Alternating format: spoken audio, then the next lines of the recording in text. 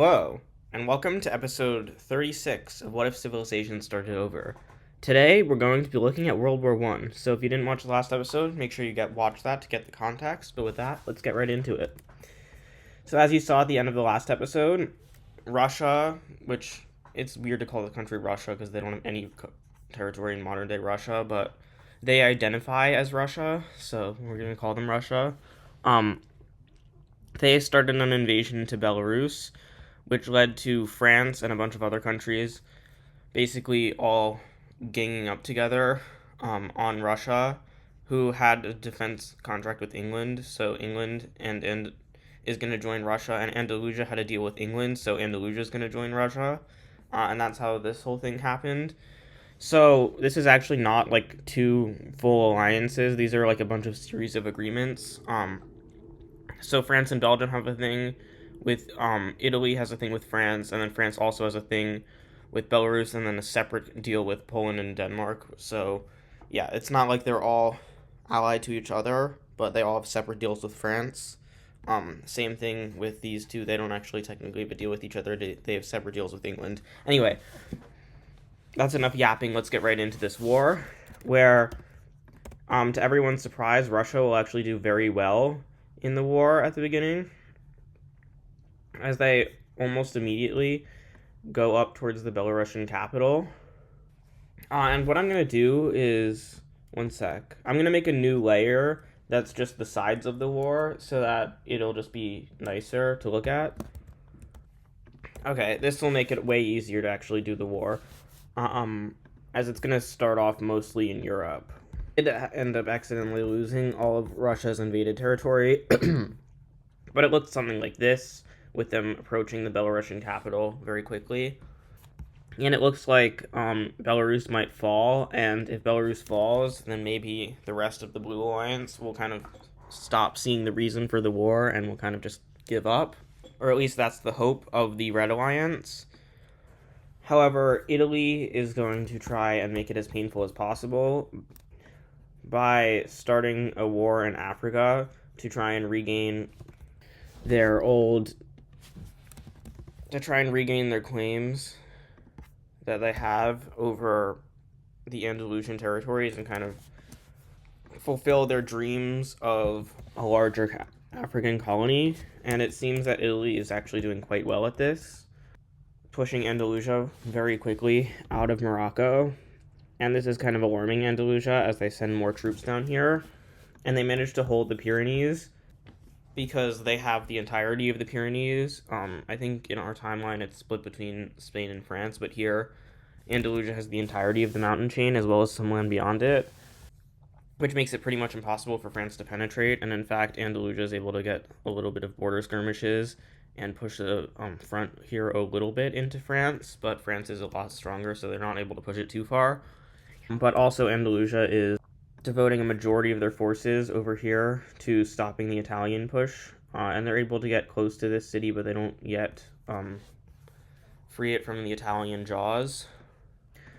England is really focusing on the colonial front of this war, trying to basically just make the war too costly because they have a good enough navy. They don't actually have the strongest navy they do have the strongest navy in the world, but it's not like so much that all of the Blue Alliances, if they came together, couldn't overpower them and invade England. But they know that they're strong enough that it's not actually worth doing that.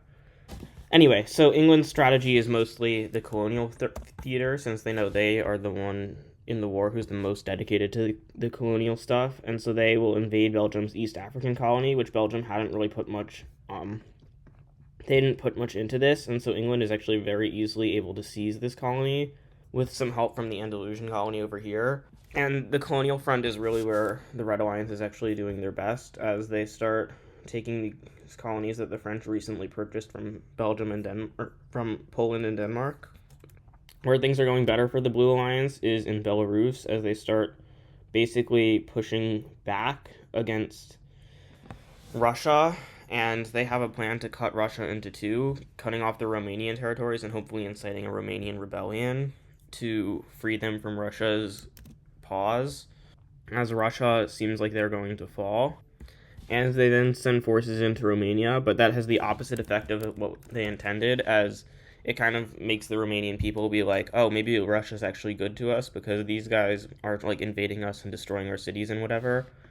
So they do occupy all of Romania, but they are occupying it. It's not liberated. Denmark then goes on a secret scheme to take this territory from England.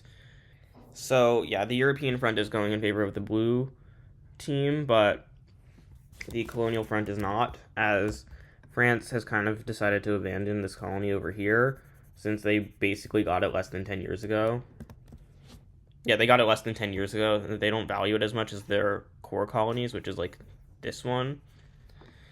However, England is also invading into the core colonies. Andalusia is not doing as well as defending their colonies because England was the one who's like really in charge of defending their colonies, and Andalusia is just losing to pretty much just the Italian military, which is embarrassing because Andalusia is way stronger than Italy.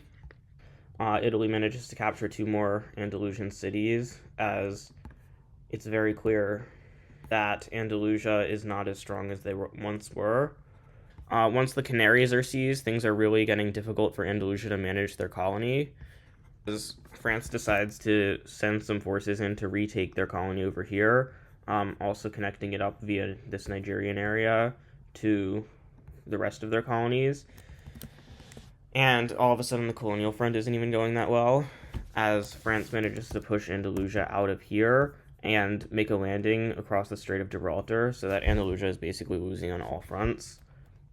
However, England is not out of it just yet. First of all, Russia is actually pulling their weight as they manage to make another push into Belarus, almost getting kind of close to their capital, which is almost getting kind of close to their capital isn't really anything, but still. And then also, another country will be convinced to join the war, and that country is Turkey, who is promised to get the entirety of the Italian colony if they join the war, or if not the entirety, most of it. As Turkey will start invading into the Italian colony, as well as helping Andalusia to start pushing back. And they also help Russia to get full control of the Black Sea, which makes it increasingly difficult for the occupation of Romania to continue, as the coast is kind of withdrawn from, and at this point, the blue forces are kind of forced to start withdrawing from Romania because it's just not worth occupying. And so Turkey joining into the war has kind of given the red team a decent comeback. Unfortunately, though, it doesn't stop the Gibraltar front, as Andalusia is just unable to stop the Italian and now also French forces who take the Pyrenees, as well as start just basically the Blue Alliance has full control of the Western Mediterranean, whereas the Red Alliance has some control of the Eastern, but it's not actually that strong. And with this allows for basically the Blue Alliance to start destroying Andalusia, and with this they don't really have the power to control their colony. Desert troops are kind of sent to line a massive like front. It's not this straight, but like you can imagine it's pretty straight because straight lines are the fastest way. And basically they prevent any Andalusian troops from landing east of here. They basically prevent Andalusian troops from crossing back and forth, and by getting this country that's supposed to be neutral to join in on the war, they managed to cut off this entire region, which pretty quickly surrenders to the Blue Alliance. But things are about to get very interesting, as a new front will start in the war, with the promise of being given the Belgian colonies, as well as maybe some of the French colony, if they win. And with this, China is able to start invading into the Belgian colonies, which are just not very well defended. But before China can finish, Japan will join in on the war so that they can get some of the war spoils alongside China, as they quickly invade into the rest of the Belgian colony. And without much resistance, they seize the entire Belgian colony in Siberia. And this actually does have an effect on the war back home, because Belgium had previously been sending troops all throughout these fronts, but especially to the Russian front, where Russia and Turkey are kind of making quick work. of Belarus, which was very underprepared for this war. And with Belgian troops pretty much entirely leaving to try and go fight for the colonies, Belarus will start falling as they are pretty much just left with their capital. However, Belgium is relatively easily able to start helping with their colonies as they start retaking their Siberian colony, but the Japanese occupation of it is doing a number on it. Meanwhile, this French colony over here is going to get invaded, and it is getting invaded as the Andalusian puppet state invades it from the west, and China and England invade it from the east. However, a big problem is going to happen, which is that India will actually break away. Andalusia, the government will basically be overthrown and a new democratic government will be put in place, and they will immediately switch sides and start invading into the English colony in India, as England is forced to withdraw from their Indian colony entirely, because they were just losing so badly, as the Indian people here were also resisting. And India is fully reunited as an independent country, and they are ready to begin pushing into China, as India is relatively stronger than China, but they have been under colonial rule for about a century, so they're not too much stronger. But with Japanese help, China is able to stabilize the front line, but not before the English colony is cut off from China and is starting to get pushed into, as the French make a landing from their Australian colony in New Guinea and start seizing the English colony over here, as things are starting to go better for the Blue Alliance. And what's even better is that while Andalusia has started to make some gains in the west, they're starting to really lose around, I think this is the Bay of Biscay, and they're starting to lose around there, as the deserted parts of their colony are easily being seized by the specialized desert troops that have been trained by Italy, as well as this country. And it looks like things are going badly. And things go even worse for the Red Alliance, as India will join the war, mostly to get Yemen because they want, or mostly to get Oman because they do want that, but they will also help basically the British get cut off from their colony over here, as French troops start invading into the British colony, and Arabian troops start invading into the Andalusian colony in Oman. However, Belgium is struggling in Siberia, and they're struggling a lot, in fact, and it's really embarrassing for their new leader, since they literally just elected him on the basis of, like, restoring Belgium, but also becoming a republic, and it turns out being a republic is not very good for Belgium, and they're starting to revolt in the streets, and there's another election scheduled. The war's been going on for 3 years now. Legislative election scheduled in Belgium for a few months from now, and the leader's party is going to, like, lose in, like, such a big landslide that he will be removed from office and replaced with someone. So Belgium is, like, really starting to call on Britain to, like, have reforms, because while all the other countries in their alliance are winning, Belgium keeps losing. And so they basically call on England and say, hey, let's have a negotiated peace. Another thing that happened is that Belarus gets fully seized. And so this is the first break that England's having in a while. And so they start talking to the Blue Alliance and be like, how could we have peace? Like, what would that look like? But France is like, we are winning substantially enough that we are not ready to negotiate peace yet. I mean, look at what's happening, for example, in your Egyptian colony, as you were just getting destroyed. So we will do peace, but you're going to lose all your colonies. And England's like, no, sorry, Belgium. Belgium will have that election, and the leader will be kicked out of office, and a new leader will be put in place. Yeah. And the leader's party will lose in a landslide, and he will be removed from office, and a new leader will be put in place. And this new leader is actually not what England would have wanted. It's a super hawkish leader, and he's, like, even more, like, worried than the other one, and he kind of decides to put Belgium into total war. And this will start helping the Blue Alliance to actually win, but it also is not very good for the Belgian people, as they kind of like this, but as they're like very split, like 50% of the population likes this and 50% don't. Either way, the Belarusian capital is freed as a lot of Russian troops are killed. And Andalusia is starting to have their capital under threat, and things are just not going very well for the alliance. But one thing will happen which will help them. The American country will begin invading into Belgium's Canadian colony. It's a very fast invasion because Belgium wasn't even defending this colony very much. They're just stretched so thin with all their colonies, and France is refusing to help them defend their own colonies. And once the majority of the populated region is taken, things are going really badly. And Belgium has like a separate leader of this colony who is like semi-independent from Belgium, and this leader will start negotiations with the US, which is not the US, but like I'm going to call them that. And they will basically decide to try and leave Belgium, which Belgium will not be happy with, and they'll send forces over here, which will allow for Russia to start getting their act together in this front. And basically Belgium is just collapsing as a country, as even though the current leader's party controls the legislature, the current leader is really unpopular because of what just happened with the Canadian colony, and so he'll get ousted because basically it's a war hawk party that's in charge right now, and when they're losing the war, leader's not popular. He'll get ousted, and a new leader's going to get put in place.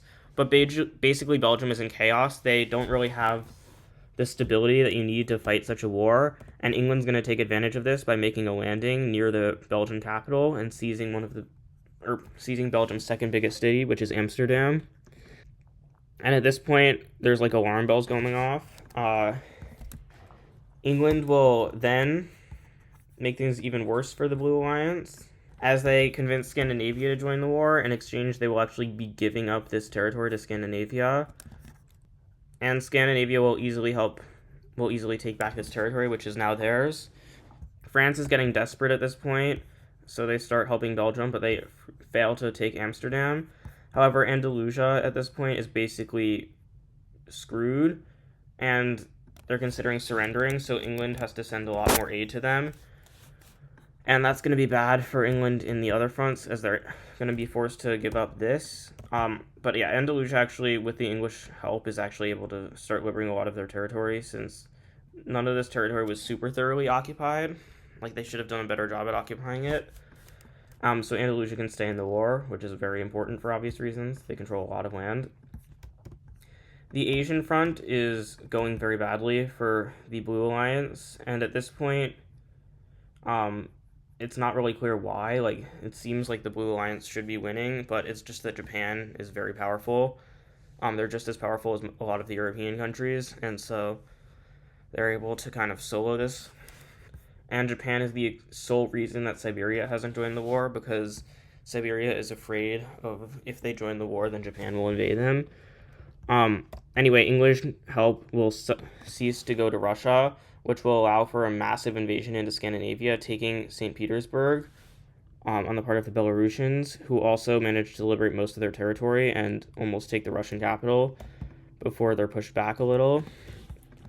But they take all of this territory and cut off Romania again and start deploying a fleet into the Black Sea. Andalusia will get their act together as a new monarch comes into power. The old one abdicates because he thinks his son's going to be better at this war, and the son is. The son was a general before becoming monarch, and he knows how to run a war, and he basically uses guerrilla tactics to liberate most of Andalusia's territory. And with that, the Blue Alliance has lost one of their main sources of pride. Like, the Omani territory is not going to be defendable, so that gets cooked. But, like, one of the Blue Alliance's main victories has been lost, as Britain helps Andalusia to take back large portions of their colony, and the Strait of Gibraltar is crossed, and with that, the Blue Alliance's navy cannot go through here. Belgium's leader is ousted again and replaced with another new guy, and at this point, the Belgian army is like in chaos, and the Blue Alliance needs a win right now, and a win they will get, as they managed to convince Persia to join their alliance, which will greatly ease up the Asian front, as Persia is not quite as strong as Japan, but combined with India, they definitely are. And there's no Belgian forces here anymore, so Belgium's never getting these colonies back. But the English forces are also not in these colonies anymore. They've completely diverted to Andalusia, which is why Andalusia was doing so well. But with no English forces here, the entirety of this Malay Peninsula is going to be seized. And the Indonesian archipelago is also going to start to be seized. As the Australian French colony is starting to invade from the east, squeezed out of Indonesia, and they realize they have to win this war quickly. And so they start just offering a whole bunch of concessions to countries to try and get them to join in on the war. So, for example, they promise land to Croatia and Greece if they join in on the war. And they also promise money and stuff. They do the same thing to Estonia, and they pay Siberia to keep them neutral. And with this, the Belarusian thing that was happening here is not going to work. Romania is going to be liberated. A bunch of countries decide they just want to join the Red Alliance because it's very clear that the Red Alliance is going to win. One of those two countries are Mesopotamia and Caucasia, who see that if they join the war, they might be able to get some land out of it. Mesopotamia is invading into Arabia, who will surrender and basically go back to being gray, leaving the Omani colony back in the hands of Andalusia, as Persia will start being invaded and they will also surrender and leave the war. This invasion is failed, and the independent African state has their capital seized very quickly. France decides to withdraw their troops from this front, which kind of dooms the entire front, as Italy's colony is isolated from French colonies and from the independent African country, which is completely destroyed. With being super desperate, Croatia will now begin their invasion of Italy, which goes very slowly, but another landing will be made in Belgium, as the Belgian leader is ousted one final time and replaced with a guy who is no longer a war hawk. Even though the war hawk party is still in power, they have just given up. They nominate a guy who they think is a war hawk, but this guy's actually smart, and he gets Belgium to surrender, as Belgium has fully left the war. With this, Scandinavia is easily able to take Denmark, and Poland will also surrender, because what else are they going to do? The Italian colony will be completely squeezed out of existence. England will send some troops to retake the Asian front. France completely abandons their African colony as they decide to keep fighting, but only for a very short amount of time, and they're starting to pursue peace talks. The Italian government will surrender very early, like way earlier than they probably needed to, and the Italian people are not going to like that. And France, with seeing everything else, will also surrender, so we can see what the outcome of this war is. Okay, I believe I have the alliances set to whichever country was on whichever side, except that I don't, because this country, whatever. Let's see what's gonna happen. So the English, and what happens is that none of the countries that surrendered are given any say in the peace treaty whatsoever, because they all surrendered unconditionally, which sucks for them, but whatever. So the leaders of England, Andalusia, Turkey, and Japan are going to be like the great powers, and then the leaders of Greece and all the other countries that were also on the pink side during the war are also going to be at the conference, but they're going to be considered minor powers, and they're not going to have as much of a say, which Mesopotamia specifically is really bitter about. Let's first start with India, because they are independent now. And Andalusia has decided to actually respect the independence of India, but they lose the English territory, and England, in addition to taking parts of the French colony, which I guess we might as well just show which parts they're going to... In addition to showing which parts they're going to take directly, we might as well just, show this. So England is going to take this territory from India, but India is going to be independent because Andalusia just doesn't want to deal with them anymore. Which also means ideologically they are a republic now. The rest of this French colony is going to be split, so China will get a good portion of it, but they don't get as much as they wanted. And the rest will be So part of it will go to England, and the rest will go to Andalusia, because they do want to get compensated for losing India, and Andalusia will actually take... let's go to Arabia next. England will seize the entirety of this colony, Andalusia will seize this Belgian colony, and the Andalusian puppet state in Oman will get extended to include Yemen. Mesopotamia was promised a lot of land, but they will just get Kuwait and a little bit of this, and they will actually be forced to give up a little bit of the Sinai. So they're very upset about that. In fact, they will not be given any Persian territory, which they wanted. Persia will be forced to cede some territory to Afghanistan, who didn't actually want to take the territory, but, I mean, they're, like, okay with having a coastline now, but they're, like, the only neutral country in the region, as no one wanted to take this as a direct colony, so Afghanistan has this territory now. Russia gets to annex all of Belarus. Estonia gets a little bit of Poland, which is not what they were promised. Basically, England's giving a lot of countries not what they were promised. Croatia will get a lot of what they were promised, which is most of Poland, and a little bit of Italy. Greece will be getting a colony in southeastern Italy, which is what they were promised. They wanted to control the entrance to the Adriatic. Actually, they don't even get that big of a colony. Greece wasn't promised that much. They're mostly just paid money to join into the war. Turkey gets the entirety of the Italian colony as promised, as well as splitting this independent African country that joined the wrong side with England. Andalusia gets all of this colony, while a lot of the remainder of the French colony will go to England. And the older parts of the French colony will stay with France because they were just so... They've been French for like centuries, and they're almost like... There's like a lot of French people living here. It would be weird to take it away from France. In fact, France is even compensated a little bit over here. Belgium is supposed to keep their South African territory, but they're not actually going to be able to keep control over it, so it's given independence. It'd be interesting. They're going to be a monarchy. Scandinavia is given their promised land, and they're not given any more land because they weren't supposed to get any more land. Denmark is humiliated as a new country is carved out of Denmark over here, and they're also given a little bit of land over here. Actually, they're given even more land than this.